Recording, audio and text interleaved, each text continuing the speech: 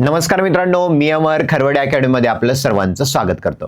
मित्रांनो, आज आपण बघणार आहोत TCS IBPS पॅटर्न अंतर्गत झालेला इंग्लिश ग्रामरचा पेपर. मित्रांनो, या इंग्लिश पेपरमध्ये प्रश्न कशा पद्धतीने विचारण्यात आलेले आहेत, प्रश्नांचे उत्तर कशा पद्धतीने सोडवायचे, सर्व काही आपण डिटेलमध्ये या व्हिडिओच्या माध्यमातून सुरुवात करणार आहोत. चला तर मित्रांनो, वेळ न दवडता आपल्या व्हिडिओला सुरुवात करूया. बघा, पहिला प्रश्न काय म्हणतो. पहिला प्रश्न वाचूया मित्रांनो आपण.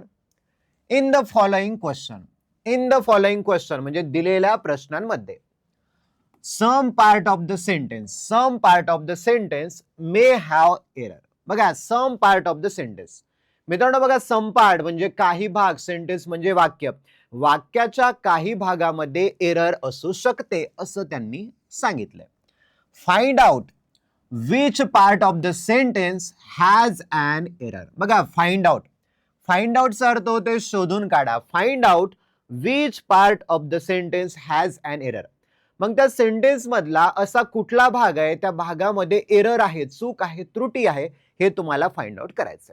अँड पुढे बघा, and select the appropriate option. आणि तंतोतंत ऑप्शन किंवा पर्याय तुम्हाला शोधायचा आहे. इफ जर a sentence is free from error select no error. बघा, इफ अ सेंटेन्स जर वाक्यामध्ये कुठलीही एरर नसेल तर मित्रांनो तुम्हाला नो एरर या ऑप्शन वरती क्लिक करायचं आहे. तर या एररचा प्रश्न सोडत असताना सर्वप्रथम आपण जे दिलेलं वाक्य ते वाक्य बघूया. बघा, some people in our country do not complies with the rules and regulation. बघा, व्यवस्थितपणे प्रश्न वाचा. Some people in our country do not complies with the rules and regulation. 4 option दिलेत. पहिला आहे बघा डू नॉट कंप्लाइज विथ, दुसरा आहे नो एरर, तिसरा आहे द रूल्स अँड रेग्युलेशन, आणि चौथा म्हणतो some people in our country. मित्रांनो, एररचा प्रश्न सोडत असताना महत्वाची बाब ही आहे की वाक्य पूर्ण वाचायचं. वाक्य वाचल्यानंतर लक्षात घ्यायचं की या वाक्यामध्ये टेन्सची एरर आहे का, दुसरं बघा प्रिपोजिशनची एरर आहे का, प्रोनाउनची एरर आहे का, नाउनची एरर आहे का.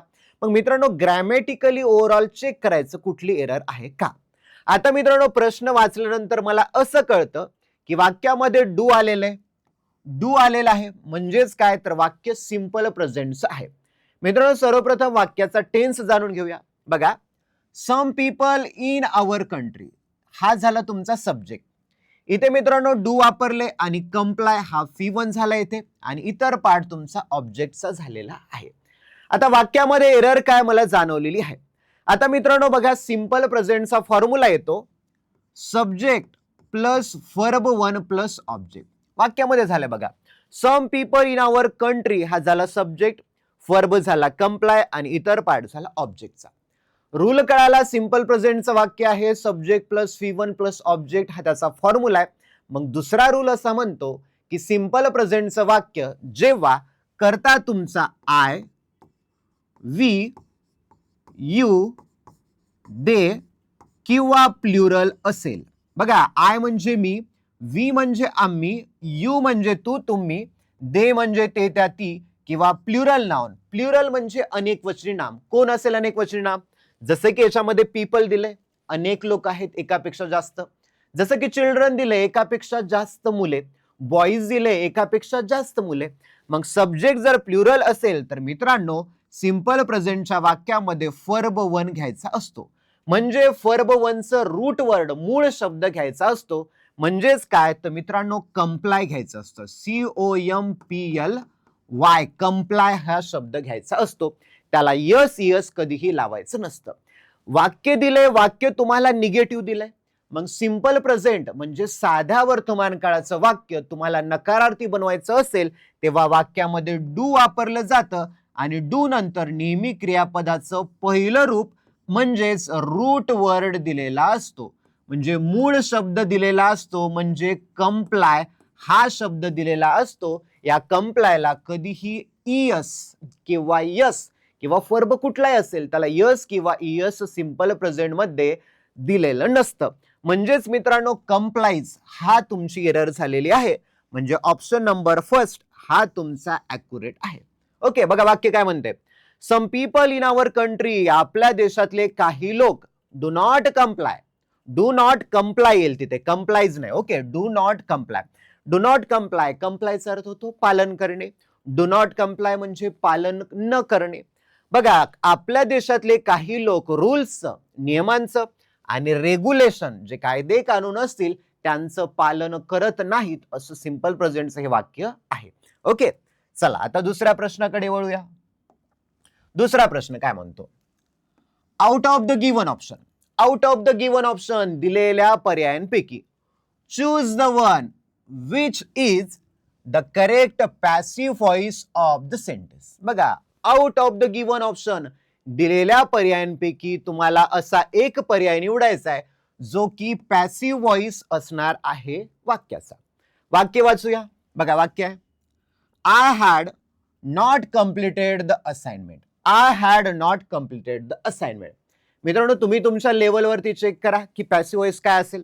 बघा, पहिलं, the assignment have not been completed by me. दुसरं, the assignment were not being completed by मी.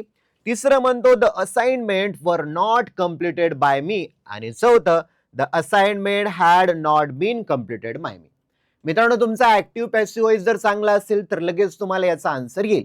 किंवा ज्या विद्यार्थ्यांचं समजा पॅसिव्ह व्हॉइसचं थोडंसं कमी अभ्यास आहे त्यांच्यासाठी आपण थोडंसं डिटेलमध्ये बघूया. आता मित्रांनो बघा, ऍक्टिव्ह व्हॉइस आणि पॅसिव्ह व्हॉइसचं वाक्य तुमच्या समोर आलं तर त्याचा टेन्स कुठला आहे हे बघायचं. बघा, आपण बघूया. आय झाला मित्रांनो सब्जेक्ट, नंतर वापरलं हॅड म्हणजे सब्जेक्ट प्लस घेऊया, नंतर घेऊया आपण हॅड. ओके, इथे नॉट आलेलं आहे मित्रांनो, नॉटला नॉट घेऊया. ओके, नंतर आपल्याकडे फर्ब कंप्लीट, कंप्लीटचं तिसरं रूप वापरलं, ईडी लावला याला, ईडी तिसरं रूप म्हणजे subject plus had not plus V3 आणि द असाइनमेंट हे पूर्ण झालं ऑब्जेक्ट. ओके, म्हणजे बघा, I had not completed the assignment, मी ती असाइनमेंट पूर्ण केलेली नाहीये. Subject plus had not plus V3 plus object. परत एकदा लिहितो बघा मी, subject plus had not plus V3 plus object. मित्रांनो, याचा टेन्स आहे पास्ट परफेक्ट टेन्स. काय म्हणायचं, पास्ट परफेक्ट टेन्स म्हणजे पूर्ण भूतकाळ. ओके, मग पूर्ण भूतकाळाचं ऍक्टिव्ह व्हॉइसचं वाक्य, मग पूर्ण भूतकाळाचं पॅसिव्ह व्हॉइसचा फॉर्म्युला काय होतो बघा. मग इथे बघा, हा जो रेग्युलर दिलेला आहे तो ऍक्टिव्ह व्हॉइसचा फॉर्म्युला आहे. आता करूया आपण पॅसिव्ह व्हॉइसचा फॉर्म्युला. फॉर्म्युला तयार होतो, object plus had not plus been plus V3 plus by plus subject. आता मित्रांनो, नॉर्मली हॅड प्लस V3 असतं, परंतु वाक्यामध्ये नॉट दिलंय म्हणून आपण तिथे नॉट घेतलेला आहे. ओके, हा झाला फॉर्म्युला. आता या फॉर्म्युलानुसार मित्रांनो आपण बघूया की कशा पद्धतीने आपल्याला पॅसिव्ह व्हॉइस मध्ये करता येईल. आता ऑब्जेक्ट दिला इथे, तर ऑब्जेक्ट शोधायचा आपल्याला. ओके, ऑब्जेक्ट काय, द असाइनमेंट. बघा, कुठल्या वाक्यामध्ये असाइनमेंट आहे, आलं असाइनमेंट. पहिल्यामध्ये आहे, दुसऱ्यामध्ये आहे, तिसऱ्यामध्ये आहे, चौथ्यामध्ये आहे, द असाइनमेंट झालं. असाइनमेंट नंतर बघा, हॅड नॉट कुठे कुठे आहे, पहिल्या याच्यामध्ये हॅव नॉट आले म्हणजे पहिलं ऑप्शन आपलं चुकलंय. दुसऱ्या याच्यामध्ये वर नॉट आले म्हणजे दुसरं ऑप्शन सुद्धा चुकलंय. तिसऱ्या याच्यामध्ये वर नॉट आले, तिसरं ऑप्शन सुद्धा चुकलंय. चौथ्या याच्यामध्ये हॅड नॉट आले, बीन सुद्धा आले, V3 कम्प्लीटचा कम्प्लिटेड सुद्धा आले. पॅसिव्ह व्हॉइस करत असताना बाय लिहित असतात म्हणून बाय सुद्धा आलेला आहे. आणि जो आपला आय हा सब्जेक्ट आहे त्याचं पॅसिव्ह व्हॉइस मध्ये कन्व्हर्जन होऊन मी झालेला आहे, म्हणजे पर्याय क्रमांक 4 हे बरोबर आहे. ओके, आता थोडंसं कन्व्हर्जनचं थोडंसं डिटेलमध्ये जाऊया. बघा, ऍक्टिव्हचं पॅसिव्ह करत असताना, बघा, ऍक्टिव्हचं पॅसिव्ह करत असताना सब्जेक्ट मध्ये काही प्रमाणात बदल होतो. जसं की बघा, आय आपल्याकडे, आयचं कन्व्हर्जन झालं मी, याला म्हणायचं सब्जेक्टिव्ह केस, याला म्हणायचं ऑब्जेक्टिव्ह केस. मग आयचं कन्व्हर्जन मी झालं. ही आहे, हीचं कन्व्हर्जन होतं हिम मध्ये. ओके, हीच हिम, त्याला. इथे समजा मी शी घेतलं, जर कर्त्या जागी शी आलं असतं तर शीचं होईल हर. यू असेल तर यूचं यूच होतं मित्रांनो. ओके, जर दे असेल तर देचं होतं देम होतं. एखाद्या व्यक्तीचं नाव आलेलं असेल तर नाव जशाला तसंच राहतं. जर वी असेल तर वीचं कन्व्हर्जन होतं अस. तर मित्रांनो, महत्वाचं काय, तर आपलं I had not been completed the assignment, मी असाइनमेंट पूर्ण केलेली नव्हती, याचं पॅसिव्ह व्हॉइस झाले पर्याय क्रमांक 4. हे असं सांगतं की the assignment had not been completed by me. ही असाइनमेंट माझ्या मार्फत, बाय म्हणजे कडून, माझ्याकडून पूर्ण करण्यात आलेली नव्हती. ओके, चला पुढे बघा. Choose the appropriate question tag. बघा, choose the appropriate question tag from the following to fill in the blank. मित्रांनो, वाक्य दिले, वाक्य तुम्हाला पूर्ण करायचे आणि त्याचा ॲक्युरेट क्वेश्चन टॅग सुद्धा बनवायचे. वाक्य वाचूया. बघा, we have received all the assignment. आम्हाला सर्व असाइनमेंट मिळालेल्या आहेत. आता मित्रांनो, क्वेश्चन टॅग त्याचं करायचंय. पहिला ऑप्शन बघा, इजंट इट दिलाय. दुसरा ऑप्शन दिलाय आरंट वी दिलाय. तिसरा ऑप्शन दिलाय हॅवंट वी दिलाय. चौथा ऑप्शन दिलाय डिडंट वी दिलाय. ओके, याला डिंट सुद्धा याचं प्रोनाउन्सिएशन करतात. ओके, आता बघा मित्रांनो, क्वेश्चन टॅग करायचे. क्वेश्चन टॅग वाक्य बनवत असताना सर्वात महत्वाचा रूल काय, तर वाक्य पॉझिटिव्ह असेल तर त्याला निगेटिव्ह करा, वाक्य निगेटिव्ह असेल तर त्याला पॉझिटिव्ह करा. वाक्यामध्ये बघा, वी हॅव रिसिव्ड. मित्रांनो, वाक्यामध्ये कुठलाही नकारार्थी शब्द म्हणजे नॉट नाहीये, म्हणजे वाक्य पॉझिटिव्ह आहे, याला आपल्याला निगेटिव्ह करायचं. पहिला रूल कळाला. इथे मी लिहितो बघा, वाक्य पॉझिटिव्ह सेंटेन्स असेल, पीएस असेल तर याला करायचं निगेटिव्ह सेंटेन्स. वाक्यामधला दुसरा रूल, जे मॉड्यूल ऑक्झिलरी दिलेलं आहे ते मॉड्यूल ऑक्झिलरीचं निगेटिव्ह करायचंय. इथे दिलंय मित्रांनो हॅव. काय दिलंय इथे? हॅव दिले. मग हॅवचं निगेटिव्ह करत असताना, क्वेश्चन टॅग करत असताना त्याचा निगेशन फॉर्म करायचा, म्हणजे निगेशन फॉर्म झाला हॅवंट. मग हॅवंट आलं मित्रांनो, दुसरा रूल झाला. जर बघा याच्या जागी जर कॅन असतं तर आपण कांट केलं असतं. ओके, जर समजा शुड असतं तर शुडचा आपण शुडंट केलं पाहिजे. मग प्रत्येक निगेशन फॉर्म, प्रत्येक मॉड्यूल ऑक्झिलरीचे वेगवेगळे निगेशन फॉर्म होतात. जसं की इजचं काय होते? इजंट होते. आरचं काय होते? आरंट होते. ओके, त्या प्रकारचं. चला, कळालं. हॅवचं काय झालं? हॅवंट आपण घेतलेलं आहे. ओके, दुसरा रूल काय म्हणतो, जे आपल्याकडे सब्जेक्ट आहे तो सब्जेक्ट जशाला तसा लिहायचा. मग बघा, हॅवंट तर हॅवंट आहे, हॅवंट नंतर आपल्याला फक्त पुट करायचं जो सब्जेक्ट दिलाय तो आणि क्वेश्चन मार्क. मग बघा, हॅवंट वी असणारा ऑप्शन नंबर 3 हे तुमचं ॲक्युरेट आन्सर आहे. कळालं? चला पुढे जाऊया. पुढे बघा, डायरेक्शन. सिलेक्ट द ऑप्शन असा पर्याय निवडा that can be used as one word substitute. मित्रांनो बघा, असा पर्याय निवडा जो की वन वर्ड सबस्टिट्यूट असेल. कशाचा? For the given group of words. Given group of words, group म्हणजे समूह, वर्ड म्हणजे शब्द. खाली काहीतरी शब्द दिलेत, त्या दिलेल्या शब्दांचा समूह जो दिलेला आहे त्यासाठी तुम्हाला एक one word substitute find out करायचा आहे. वाचूया नेमकं काय म्हणतं. बघा, अ बुक म्हणजे असं पुस्तक. दॅट म्हणजे जे की, कंटेन म्हणजे समाविष्ट असणं, इन्फॉर्मेशन म्हणजे माहिती, फेरियस म्हणजे वेगवेगळ्या, सब्जेक्ट म्हणजे विषय आणि ऑनचा तो वर. मग पूर्ण वाक्य बघा, अ बुक असं पुस्तक ज्यामध्ये वेगवेगळ्या विषयांची इन्फॉर्मेशन माहिती दिलेली असते, त्या पुस्तकाला काय म्हणतात? पहिला मित्रांनो आहे आपल्याकडे इनसायक्लोपीडिया, दुसरं म्हणतो मॅन्युस्क्रिप्ट, तिसरं म्हणतो मित्रांनो थिसॉरस आणि चौथं आहे डिक्शनरी. तर मित्रांनो, असं पुस्तक की ज्याच्यामध्ये वेगवेगळ्या विषयांची माहिती दिलेली असते. तुम्हाला हिस्ट्री सर्च करायचे, हिस्ट्रीची माहिती मिळेल. जिओग्राफी सर्च करायचे, जिओग्राफीची माहिती मिळेल. मराठी एखाद्या तुम्हाला पाठाचं इन्फॉर्मेशन काढायची, त्या माहिती तुम्हाला तिथून मिळून जाईल. मग त्याला आपण इनसायक्लोपीडिया असं म्हणतो. म्हणजे ऑप्शन नंबर 1 हे तुमचं करेक्ट आहे. उरलेले पर्याय 3 आहेत. या 3 पर्यायांचे डिटेलमध्ये आपण अर्थ बघूया. म्हणजे काय, तर इतर परीक्षेमध्ये तुम्हाला त्याचा उपयोग होऊ शकतो. बघा, इनसायक्लोपीडियाचा तुम्हाला कळालं. आता बघूया मॅन्युस्क्रिप्ट. बघा, मॅन्युस्क्रिप्ट म्हणजे काय? A copy of book, piece of music etcetera before it has been printed. बघा, अ कॉपी ऑफ बुक. कॉपीचा अर्थ मित्रांनो आपण म्हणूया प्रत. प्रत कुणाची प्रत आहे? तर बुक पुस्तकाची प्रत आहे. बघा, पुस्तकाची प्रत असेल किंवा पीस ऑफ म्युझिक, एखादं म्युझिक गायलेलं आहे किंवा एखादं गीत रचलेलं आहे त्या प्रकारचं. ओके, एखादं गीत रचलेलं असेल किंवा एखाद्या पुस्तकाची प्रत असेल केव्हा? बिफोर, पूर्वी, इट हॅज बीन प्रिंटेड, त्या पुस्तकाला छापखान्यामध्ये किंवा प्रिंटिंगच्या आपण काय म्हणूया प्रिंटिंगचा एखादा कारखाना आहे त्या कारखान्यामध्ये नेण्यापूर्वी ते जे हस्तलिखित किंवा आपल्या स्वतःच्या हस्ताक्षराने लिहिलेलं जे लिखाण असतं त्याला मॅन्युस्क्रिप्ट असं म्हणतो. बघा मित्रांनो, कुठलाही लेखक असेल सुरुवातीला तो त्याचे विचार आपल्या पेनीने स्वतःच्या डायरीमध्ये नोंदवत असतो. कविता सुचली, कुठेतरी फिरायला गेलाय, तो फिरायला गेला, डोंगरावर गेलाय, डोंगरावर त्याच्याकडे लॅपटॉप नाहीये, काही टायपिंग मशीन नाहीये, काहीच नाही, म्हणजे फक्त पेपर आहे. त्या पेपरावरती तो स्वतःच्या हाताने ती कविता लिहितो. मग त्या कवितेला लिहिलेला मॅन्युस्क्रिप्ट असं म्हणायचं. ओके, पुढे बघा थिसॉरस म्हणजे काय.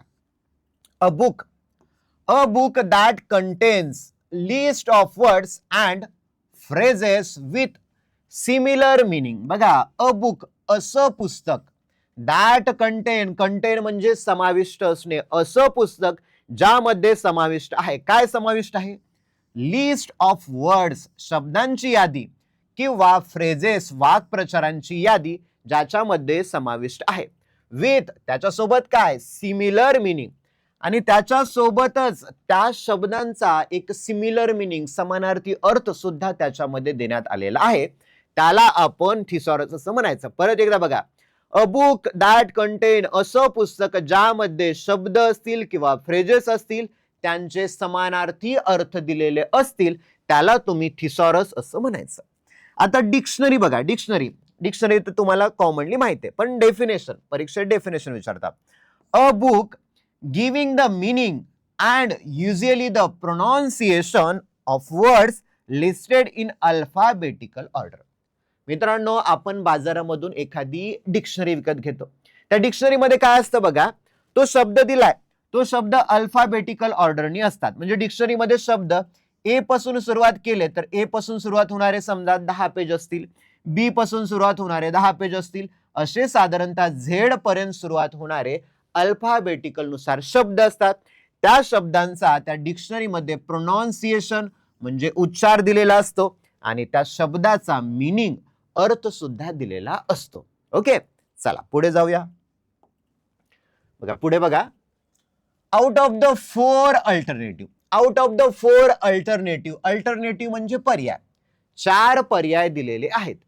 चूज द वन, त्या 4 पर्यायापैकी असा एक पर्याय तुम्हाला निवडायचा, can be substituted for the given words किंवा सेंटेन्स. बघा, out of the four alternative दिलेल्या 4 पर्यायांपैकी चूज द वन असा एक पर्याय निवडा जो की विच कॅन बी सबस्टिट्यूटेड, जो की पर्यायी असेल, कशाला, दिलेल्या शब्दाला किंवा दिलेल्या सेंटेन्सला पर्यायी असेल. बघा, शब्द दिला आपल्याकडे सिनिस्टर. ओके, सिनिस्टर साठी 4 ऑप्शन दिले. पहिल्यांदा तुम्ही तुमचं चेक करा बरं का, म्हणजे किती प्रश्न तुमचे बरोबर आलेत, अभ्यास तुमचा कुठल्या लेवलला आहे, इंग्लिशचा स्कोर होतोय का नाही, ओके चेक करत जायचं तुम्ही. बघा, सिनिस्टर दिलाय, सिनिस्टर साठी पहिला दिलाय पर्टिनंट, दुसरा दिलाय सेंटली, तिसरा दिलाय प्लीजंट आणि चौथा दिलाय इविल. आता ज्या शब्दांचे अर्थ माहिती असतील ते अर्थ तुम्हाला शोधायचे. ओके, माइंड मध्ये एक क्लिक करा. आता बघा, पहिल्यांदा शब्द दिला आपल्याला सिनिस्टर. बऱ्याच जणांना सिनिस्टरचा सुद्धा माहिती नसू शकतो किंवा असूही शकतो. बघा, सिनिस्टरचा अर्थ होतो अत्यंत भयंकर असं दुष्ट, अत्यंत भयंकर असं दुष्ट किंवा वाईट प्रवृत्तीचा माणूस असतो त्याला सिनिस्टर असं म्हणतो. मग मित्रांनो, अत्यंत दुष्ट वाईट याला आपण एक पर्याय आपल्याकडे इविल म्हणजे दुष्ट. प्रश्न काय विचारलाय, त्याच्या सबस्टिट्यूटचा अर्थ होते त्याच्या बदली म्हणजे एक शब्द दिलाय सिनिस्टर म्हणजे दुष्ट किंवा वाईट प्रवृत्तीचा माणूस. मग या दुष्ट किंवा वाईट प्रवृत्तीचा जो माणूस आहे त्या माणसाला दुसरं काय नाव देतात तर त्याला म्हणतात इविल. बोलताना बऱ्याच वेळा आपण इविल हा शब्द वापरतो, काय इविल मेंटॅलिटीचे लोक आहेत त्या प्रकारचं. ओके, मग उरलेले 3 शब्द आहेत मित्रांनो. बघा, पर्टिनंटचा अर्थ होतो संबंधित, सेंटली, बघा रूट वर्ड आहे तो सेंट, SAINT.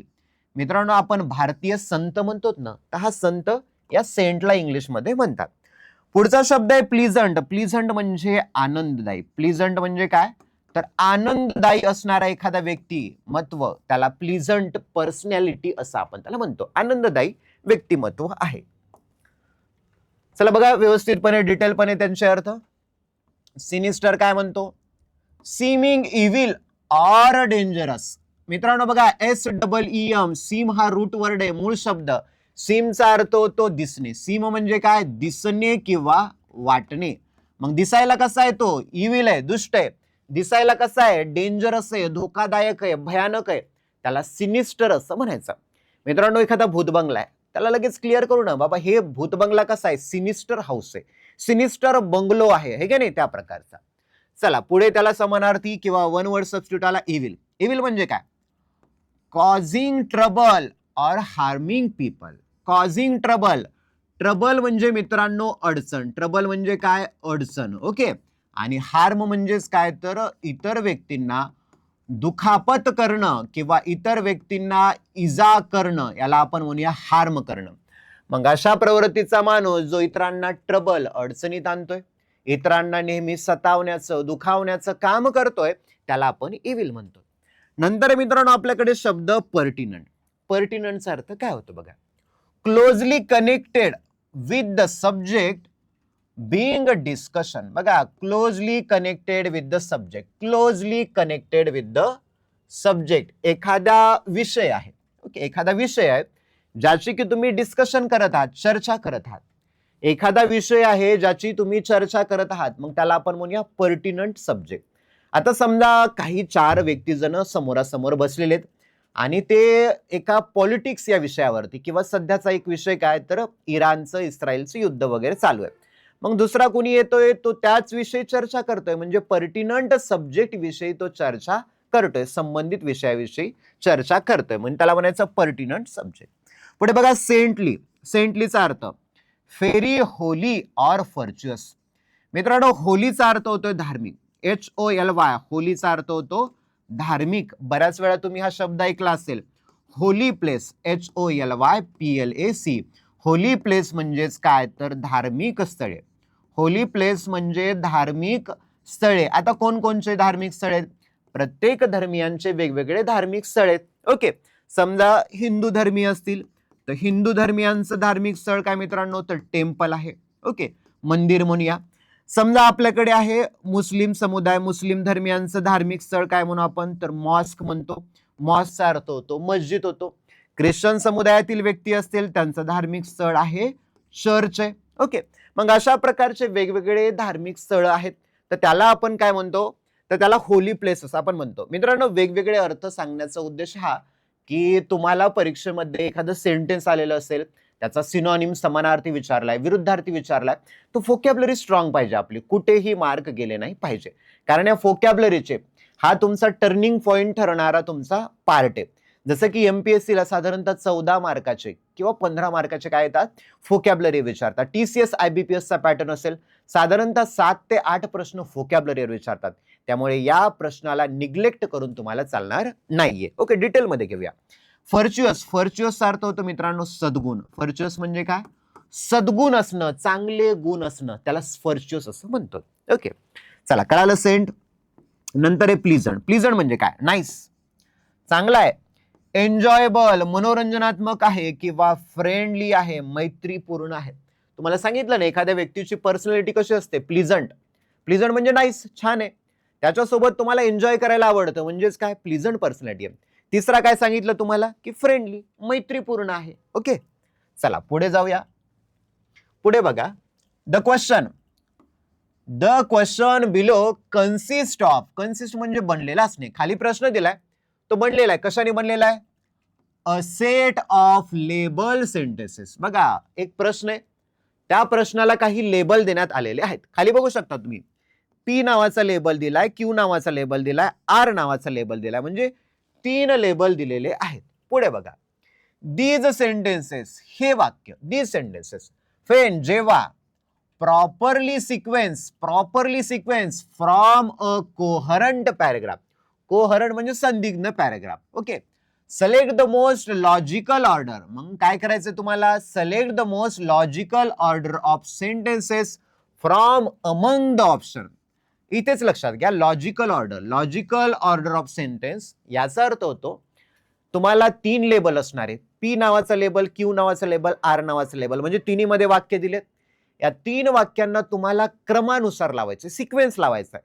म्हणजे पहिली घटना कधी घडली, दुसरी घटना कधी घडली, तिसरी घटना कधी घडली. ओके, या प्रकारचा. आता वाचूया बघा, पी काय म्हणतो. पहिल्यांदा वाचून घ्यायचे सगळे आणि मग ऑप्शनकडे यायचं. बघा, आज जसं की as he could see many dogs, as he could see many dogs surrounding him from all sides. Q म्हणतो seeing his reflection the dog froze in surprise. पुढे बघा, once a dog ran into museum filled with mirrors. बघा, filled with mirrors. सगळं वाचून घेतलंय, मराठीत अर्थ जाणून घेऊया. ओके, बघा काय म्हणते. आज जसं की ही कुड सी, जसं की तो ही कुड सी म्हणजे पाहणे, जसं की तो पाहतो. मेनी डॉग्स, पुष्कळ असे कुत्रे. सराउंडिंग हिम म्हणजे त्याच्या भोवताली. परत एकदा बघा, आज जसं की ही कुड सी, जसं की तो पाहू शकला. काय पाहिलं त्याने? मेनी डॉग्स, पुष्कळ असे कुत्रे आहेत. सराउंडिंग हिम, त्याच्या भोवताली. कुठून? फ्रॉम ऑल साइड्स, सगळ्या बाजूने. जसं की त्याने बघितलं की त्याच्या आजूबाजूला सगळे कुत्रे आहेत. दुसरा बघा, सीइंग इज रिफ्लेक्शन, सीइंग पाहणे, हिज रिफ्लेक्शन, रिफ्लेक्शनचा अर्थ होतो परावर्तन. जसं त्यानं त्याचं परावर्तन किंवा त्याचं रूप परावर्तित झालेलं बघितलं. द डॉग, तो कुत्रा, फ्रोज इन सरप्राईज. मित्रांनो, फ्रोजचा अर्थ होतो गारठून जाणे किंवा स्तब्ध होणे, भीतीने पूर्णपणे स्तब्ध झाला, फ्रोज झाला. कशाने? सरप्राईज, आश्चर्याने स्तब्ध झाला. परत बघा, सीइंग इज रिफ्लेक्शन, त्याने स्वतःचं रिफ्लेक्शन बघितलं आणि रिफ्लेक्शन बघितल्यानंतर तो कुत्रा एक आश्चर्याने थक्क झाला, फ्रोज झाला. पुढे बघा, वन्स अ डॉग, एकदा एक कुत्रा, रॅन इनटू म्युझियम, रन म्हणजे धावणे, रनचा विटो झालं रॅन. एकदा एक कुत्रा म्युझियम मध्ये धावत गेला आणि ज्या म्युझियम मध्ये खूप सारे मिरर होते, आरसे होते. आता यावरून मित्रांनो तुम्हाला एक अंदाज आलेला असेल की काय घटना असू शकते. आता बघा, आर पासून इथून सुरुवात होते का बघा, आपण ऑप्शन नुसार जाऊया. पहिलं दिलाय आर म्हणजे हा, once a dog ran into museum filled with mirror. एकदा एक कुत्रा म्युझियम मध्ये पळाला. कशाने? तर म्युझियम मध्ये खूप सारे मिरर होते, आरसे होते आणि आरशा त्याला तो म्युझियम मध्ये गेल्यानंतर त्याला सगळीकडे आरसे दिसले. दुसरा क्यू म्हणतो, काय म्हणतो बघा, सीइंग इज रिफ्लेक्शन. बघा, मिररशी कोरिलेटेड शब्द बघायचा, कोरिलेट, संबंध दाखवणारा शब्द. सीइंग इज रिफ्लेक्शन, त्याने स्वतःचं रिफ्लेक्शन बघितलं आणि रिफ्लेक्शन बघितल्यानंतर the dog froze into surprise. तो कुत्रा पहिल्यांदा म्युझियम मध्ये गेला. म्युझियम मध्ये गेल्यानंतर त्याला सगळीकडे आरसे दिसले, चारी बाजूने. त्या संग्रहालयामध्ये काय सगळे आरसे दिसले. आरसे पाहिल्यानंतर तो सरप्राईज, आश्चर्याने थक्क झाला. क्यू आले आणि मग पी काय बघा, as he could see many dogs surrounding him from all side. आणि त्यानं बघितलं की आरशामध्ये त्याला त्याच्या ऑल साइड, सगळ्या बाजूने कुत्रेच दिसतात. मग मित्रांनो, बाकीचे ऑप्शन बघायची गरजच नाही. पहिलाच आपला RQP हा ॲक्युरेट आन्सर आहे.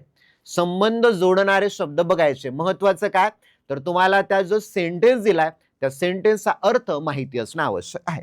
ओके, पुढे बघा, out of the given four words only one is not spelled correctly. बघा, आउट ऑफ द 4 वर्ड्स, 4 शब्द दिले, त्या शब्दांपैकी ओनली वन, फक्त एक जो शब्द आहे त्याची स्पेल्ड, बघा त्याची स्पेल नॉट करेक्टली, महत्वाचा नॉट करेक्टली, नॉट दिले, त्याची स्पेलिंग काय चुकीची नाहीये. म्हणजे 3 पर्याय, त्याची स्पेलिंग बरोबर आहे. Find the word that is not correctly. असा शब्द शोधा की ज्याची स्पेलिंग करेक्ट नाहीये. महत्वाचं, बरेच जण गडबडीमध्ये करेक्ट असणारा शोधा म्हणतात, करेक्ट नाही म्हणतात. ओके, बघा, पहिला शब्द आहे निमोनिया, दुसरा परस्युरन्स, तिसरं पॅरालाइज आणि चौथं परस्पिरेशन. थोडासा विचार करा की बाबा कुठलं आन्सर बरोबर आहे, थोडंसं बघा ऑब्झर्वेशनने. आता मित्रांनो, अशा प्रकारचे प्रश्न सोडत असताना काय करायचं, माइंडमध्ये जो शब्द आलाय त्याची स्पेलिंग लगेच कागदावरती लिहून बघायची, बाबा ॲक्युरेट येते का. ओके, आता मला यावरून कळालं मित्रांनो की एक प्रश्न चुकीचा आहे. बघा, ओके, आता मित्रांनो बघा, निमोनिया, बऱ्याच जणांमध्ये याच्यामध्ये कन्फ्यूज असतात. तर निमोनियाची स्पेलिंग काय मित्रांनो, निमोनिया बघा इथे जशाल तसं लिहितो मी ते, NEUMONIA. बऱ्याच जणांना वाटतं न्यू पासून चालू झाले, मोनिया पण आहे, परंतु मित्रांनो निमोनियाची स्पेलिंग पी पासून सुरुवात होते, म्हणून इथे पी नाहीये. म्हणजेच काय, हे ऑप्शन तुमचं बरोबर आहे. ओके, निमोनियाची स्पेलिंग चुकली. निमोनियाची ॲक्युरेट स्पेलिंग काय, ही स्पेलिंग आहे. ओके, पी पासून सुरुवात होते. तरी अर्थ बघू आपण. निमोनिया म्हणजे माहिती आहे तुम्हाला. परस्युरन्स म्हणजे सातत्य. परस्युरन्स म्हणजे काय? सातत्य. दुसरा शब्द आहे बघा पॅरालिसिस, अपंगत्व येणं आपण असं म्हणतो. परस्पिरेशन म्हणजेच काय तर घाम फुटणे वगैरे आपण म्हणतो, है की नाही, शरीरातील उत्सर्जन होणं असं म्हणतो. याला दुसरा शब्द स्वेट म्हणू शकतो आपण, SWEAT, स्वेट म्हणजे घाम. ओके, चला पुढे जाऊया.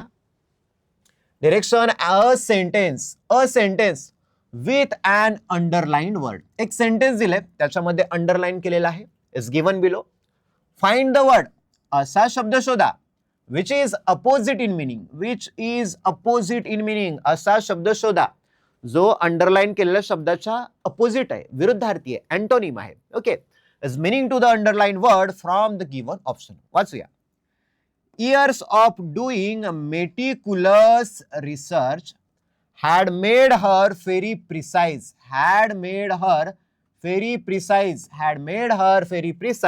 in her working methods.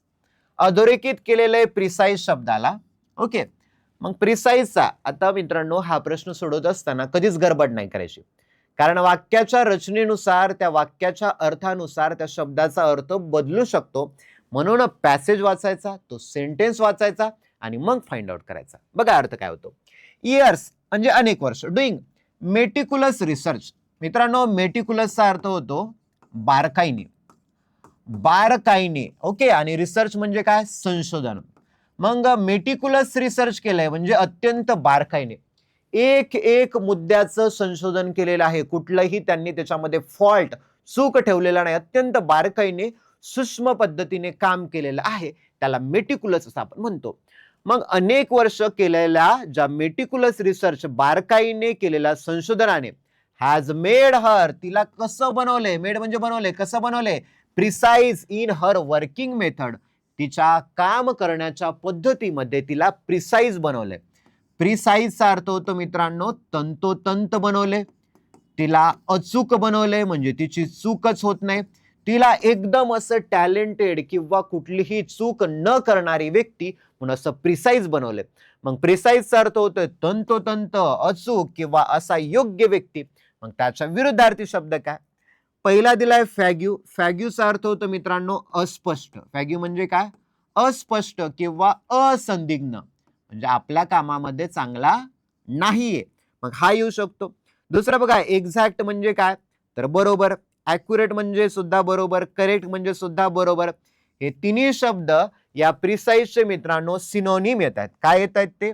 Synonym म्हणजेच काय तर समानार्थी शब्द येत आहेत. ओके, सिमिलर वर्ड येत आहेत. आपल्याला काय विचारलं इकडे बघा, महत्वाचा, व्यवस्थित वाचायचा प्रश्न, अपोजिट विचारलाय. मग प्रिसाइज म्हणजे तंतोतंत, तर फॅग्यू म्हणजे अस्पष्ट, जे की स्पष्ट करता येत नाहीये. ओके, चला पुढे बघा. Shows the exact meaning of the idiomatic expression. बघा इडियमेटिक एक्सप्रेशन, इडियम दिलेली आहे. इडियम, ओके, मन दिलेली आहे. मन दिली बघा, लॉयन्स शेअर, सिंहाचा वाटा. ओके, बघा मग सिंहाचा वाटा यासाठी इडियम काय, अर्थ काय त्याचा होतो बघा. द लायन्स पोर्शन, पोर्शन म्हणजे भाग, सिंहाचा भाग होते का बघा. द स्मॉलेस्ट पार्ट म्हणजे स्मॉलेस्ट म्हणजे सर्वात लहान, आहे का नाही. स्मॉलेस्टचा अर्थ काय होतो? सर्वात लहान असा भाग देणं, लॉयन्स शेअर. तिसरा काय? लार्जेस्ट पार्टचा अर्थ होतो सर्वात मोठा, आहे का नाही, सर्वात मोठा. नंतर काय? अन एव्हरेज पोर्शन, एव्हरेज म्हणजे साधारण भाग दिलेला आहे. मग मित्रांनो बऱ्याच वेळा लॉयन्स शेअर आपण असं काय म्हणतो, समजा हे भाग आहेत, समजा हा पिझ्झा आहे. ओके, पिझ्झाचे काय तर 3 जण आहेत, ए आहे, बी आहे, सी आहे. मग मित्रांनो इथं बघू शकता, हा ए आहे, हा ए मोठा भाऊ आहे, आणि दुसरं हे बी आणि हे सी आहे. म्हणजे हा ए मोठा असल्यामुळे यानं काय घेतलाय, त्या पिझ्झाचा काय घेतलाय? लॉयन्स शेअर घेतलाय. लॉयन्स शेअर म्हणजे सर्वात मोठा भाग घेतला आणि बी ला सी ला थोडं थोडं दिलंय. म्हणजेच या एनी त्याच्या जवळ असणाऱ्या पिझ्झाचा सर्वात मोठा भाग घेतलेला आहे, त्याला म्हणायचं लॉयन्स शेअर, सिंहाचा वाटा. कुटुंबामध्ये एखादा मोठा असेल म्हणजे 3 भावंड आहेत, तर मोठ्या व्यक्तीला जास्त प्रॉपर्टी मिळते. मग त्याने त्याच्या प्रॉपर्टीचा काय घेतलाय? लॉयन्स शेअर, सर्वात मोठा वाटा घेतलाय. चला पुढे बघा. Fill in the blank with the correct article. मित्रांनो आर्टिकलचा प्रश्न आहे. Article 3 article, a, an, the 3 article आहेत. वाचा प्रश्न काय म्हणतो. Dash dash Nile dash dash Nile is commonly regarded as the longest river in the world. Okay, बघा काय येतं, द येतं का, अ येतं का, ॲन येतं का, किंवा आर्टिकलची गरजच नाहीये. बघा काय येतं व्यवस्थितपणे मला सांगा. ओके, चला आता आपण काय करूया, याचा अर्थ वाचूया. नाईल, नाईल नावाची नदी आहे.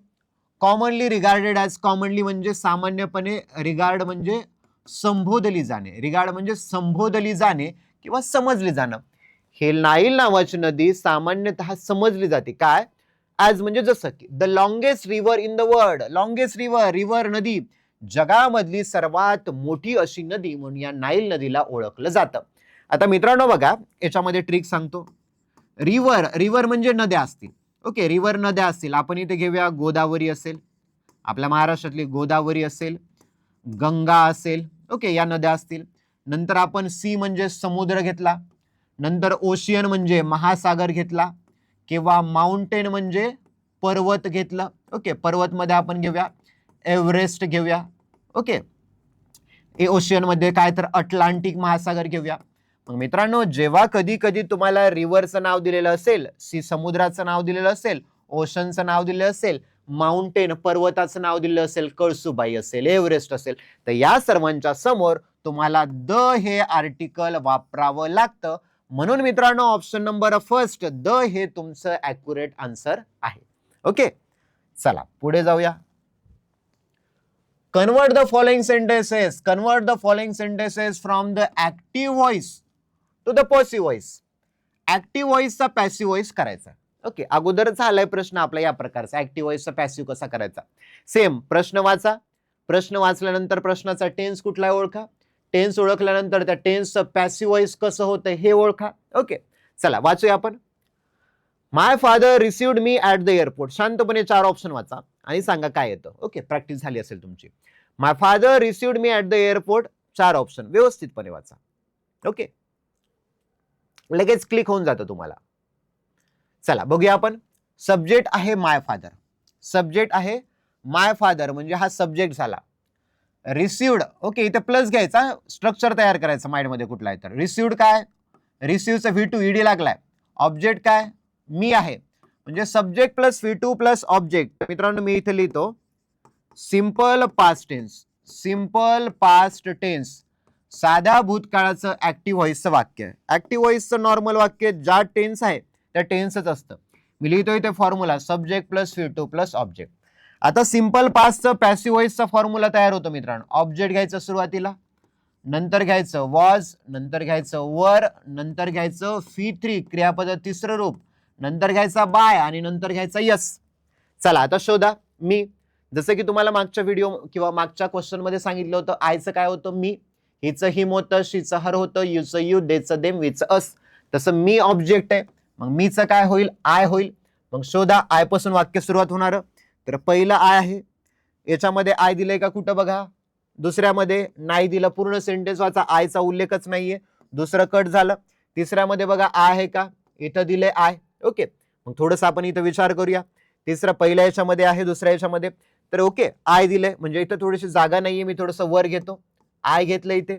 आय नंतर मित्रांनो मला सांगा वॉज घ्यायचं का वर घ्यायचं, आय नंतर घेऊया वॉज. ओके, नंतर V3 घ्यायचा, फर्ब काय येते रिसिव्ह, मग इथे घेतो मी I was received. Okay, I was received घेतलं. रिसिव्ड नंतर काय घ्यायचंय मला, बाय घ्यायचंय. Okay, I was received. Okay, I was received जो रिमेनिंग पार्ट आहे तो आपण इथे लिहूया ऍट द एअरपोर्ट. हा रिमेनिंग पार्ट झाला आपला आहे की नाही कॉम्प्लिमेंटचा. मग आय वॉज रिसिव्ड इथे घेतो मी at the airport, I was received at the airport. नंतर घेऊया बाय आणि मग जो सब्जेक्ट आहे माय फादर, माय फादरला माय फादर जशाला तसं लिहूया. मग बघा ना, I was received at the airport by my father, पहिलं आपला जो ऑप्शन आहे तो करेक्ट आहे.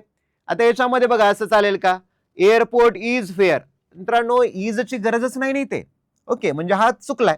इज आणि वॉज काहीच गरज नाही, चुकलाय. ओके, हे तर नव्हतंच, इथे बाय दिलेलंच नाही ना. सब्जेक्ट माय फादर कुठे गायब याच्यामध्ये, म्हणजे पहिलं पर्याय आपला बरोबर आहे. चला पुढे बघा. Out of the given 4 word, 4 शब्द दिलेत, ओनली वन इज स्पेल्ड.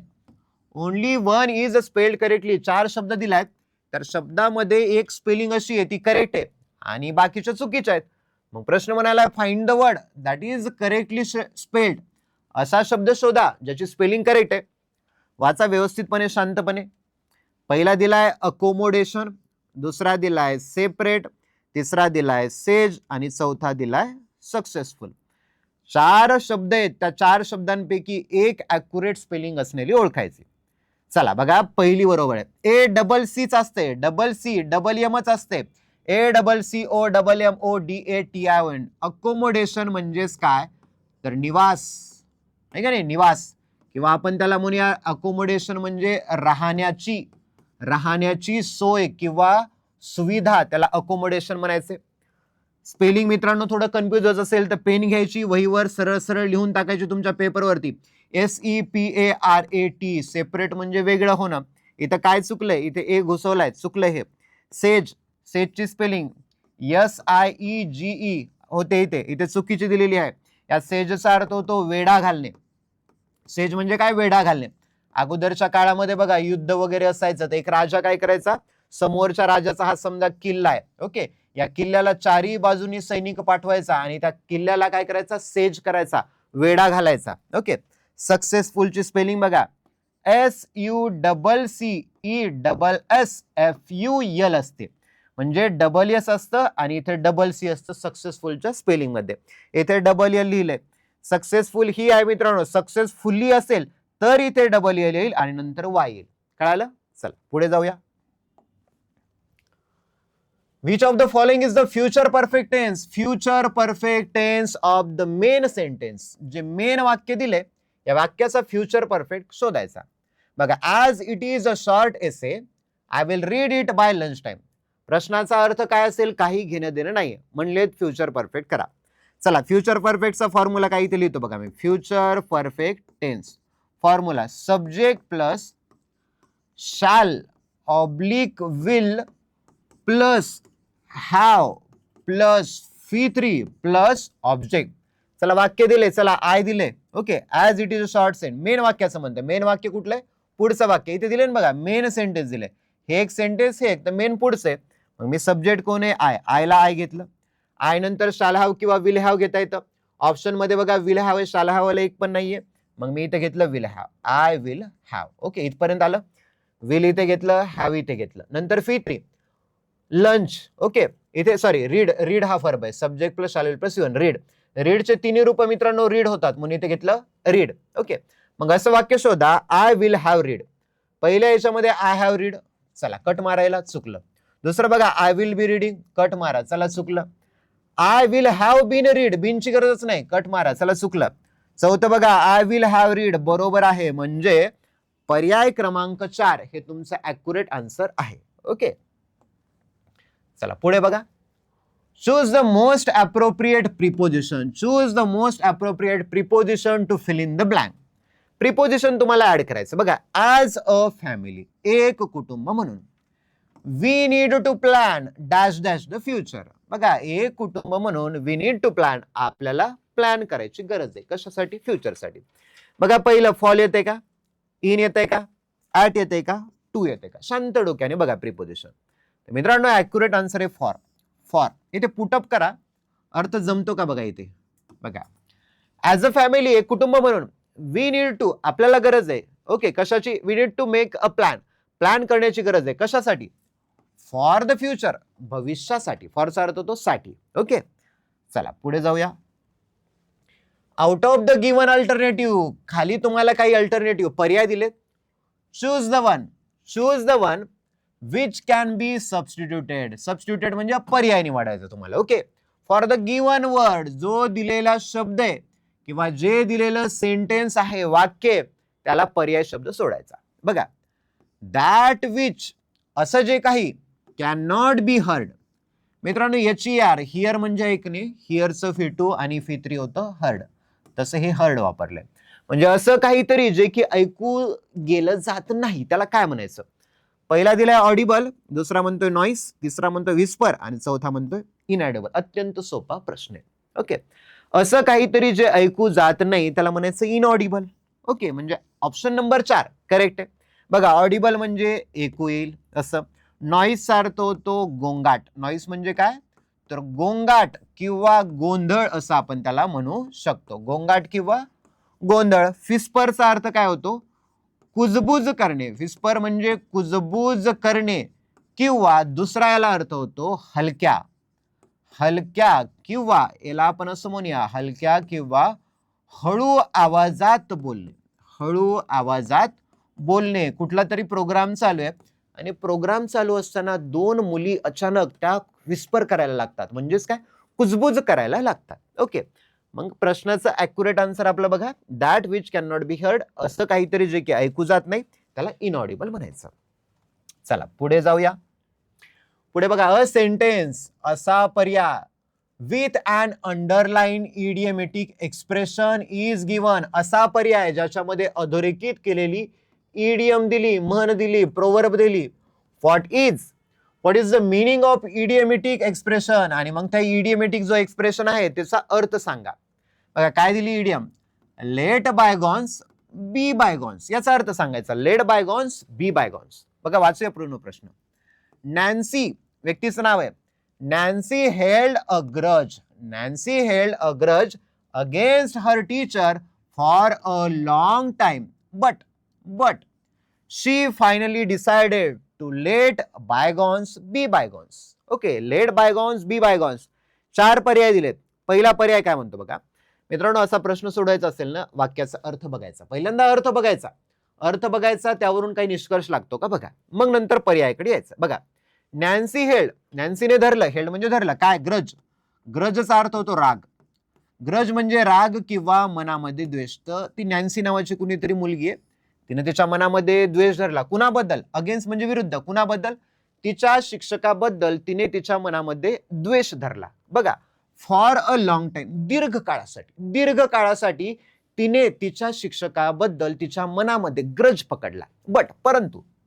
परंतु शी फायनली डिसाइडेड, पण तिने शेवटी ठरवलं, शेवटी अंतिमता ठरवलं. समजा आपण काय म्हणतो, एखाद्या व्यक्तीचं, समजा माणूस मोठा किंवा वयाने किंवा विचाराने माणूस मोठा व्हायला लागतो, त्यावेळेला तो म्हणतो की भांडणं याच्यामध्ये काही उरलेलं नाहीये, आता आपण सर्व काही सोडून दिलं पाहिजे. किंवा भूतकाळात ज्या आपल्याकडून किंवा समोरच्या व्यक्तीकडून काही चुका झालेल्या असतील त्या सगळ्या चुका आपण विसरून जायचं आणि पुन्हा नव्याने मैत्री करायचं, या प्रकारचं. बघा, नॅन्सी हेल्ड अ ग्रज. नॅन्सीने काय, ग्रज म्हणजे मनामध्ये राग द्वेष धरला. कुणाबद्दल, तिच्या शिक्षकाबद्दल दीर्घ काळासाठी. परंतु शी फायनली, परंतु तिने अंतिमता, म्हणजे आता समजा 10वीच्या किंवा 12वीच्या एक्झाम असतील, तर त्यांच्या 12वीच्या एक्झाम 10वीच्या एक्झाम झाल्यानंतर जो सेंड ऑफचा कार्यक्रम असतो, त्यावेळेला एखादी मुलगी असते, शिक्षकाशी बोलते, गप्पा मारते, ज्या शिक्षकाचा ती द्वेष करत असते, त्या प्रकारची ही नॅन्सी नावाची मुलगी आहे. मग बघा पहिला ऑप्शन काय म्हणतो, फॉरगिव्ह समवन. फॉरगिव्ह म्हणजे माफ करणे. फॉरगिव्ह समवन, कुणाला तरी माफ करा. For something he or she did in the past. बघा, फॉरगिव्ह समवन, कुणाला तरी माफ करा. फॉर समथिंग म्हणजे साठी, त्याच्या किंवा तिच्या पास्ट मध्ये त्या व्यक्तीने तिच्यासोबत काहीतरी केलंय, त्यासाठी तिला क्षमा करा. मग मित्रांनो हे येऊ शकतं बरं का. दुसरं बघा, नायदर फॉरगिव्ह नॉर फॉरगेट. माफही करू नका आणि फॉरगेट विसरू नका the harm done by others. जे इतर व्यक्तीने तुम्हाला हार्म केलाय, दुखापत केली, इजा करील, त्या व्यक्तीला विसरूही नका आणि माफही करू नका, असं ते म्हणाले. तिसरं बघा, wish to take revenge. Wish to take revenge at the appropriate time. Revenge म्हणजे बदला. एखाद्याशी बदला घ्यायचा असं ठरवा, कधी, तर अप्रोप्रिएट टाइम, वेळ आल्यावरती बदला घेईल, असं ते म्हणते. हे म्हणजे नाहीये, दुसरे नाहीये, तिसरे नाहीयेत. ओके, पॉझिटिव्ह वाक्य ठेवा. नन ऑफ द अबोव, कोणचंही नाही. मित्रांनो पहिलं ऑप्शन बरोबर बसायलंय. काय म्हणते नॅन्सी, की बाबा तिने तिच्या शिक्षकाबद्दल तिच्या मनामध्ये राग धरला होता, परंतु तिने अंतिमता फायनली काय ठरवलं, लेट बायगॉन्स बी बायगॉन्स. लेट बायगॉन्स बी बायगॉन म्हणजे झालं गेलं विसरून जायचं आणि माफ करायचं. फॉरगिव्ह समवन फॉर समथिंग, कुणाला तरी माफ करा, कशासाठी, ज्याने त्याने किंवा तिने भविष्यामध्ये काहीतरी केलेलं आहे.